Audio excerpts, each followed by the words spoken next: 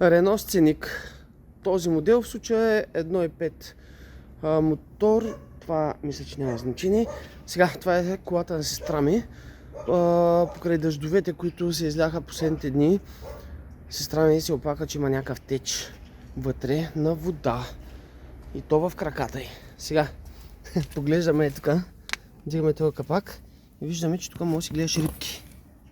Гледай какво стана. Така. Това, което проверяваме. Махаме чистачките. Сега, малко сме разгубили, за да може да сме сигурни, че е там проблема. Първото, което трябва да направим е да махнем чистачките отгоре. След това се сваля ето тази кора. Има и тук две щипки от двете страни. Пада лесно. След това, това платне не мисля, че падаш преди кората, да. Тази централна част се сваля и тя. Тук имаше два болта в страни.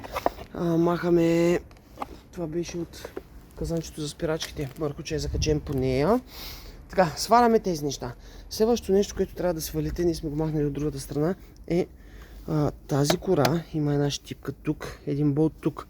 И след това ето тази облицовка отстрани, която е тази. Имаше една щипка и два болта, нищо сложно.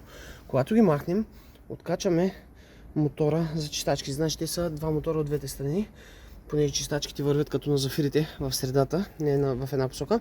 Така, имаме един болт тук, един болт тук и тук се нанизва. И какво да видим? Сега, нека видим дали ще видите. Пак аквариум. Така, тук има тръба, която трябва да отвежда водата надолу. И това, което имаме, е мизерия с листа. Това нещо трябва да се изчисти, защото водата не може да излиза надолу и се качва някъде по парното, през парното и започва да тече вътре. Това е като цяло проблема, който установяваме в момента. Трябва да почистим водоотводи или какво се води, за да може при дъждове тази вода да не се събира тук и да се стича долу. Отворихме от самата страна, абсолютно същата работа, понеже оттатък пробихме и водата изтече основно, но ето същата работа тук. Много мизерия и в момента, в който това нещо излезе и водата шурва отдолу.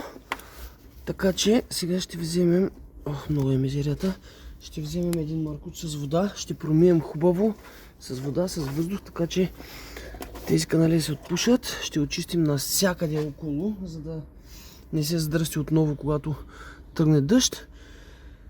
И вече колата трябва да е наред.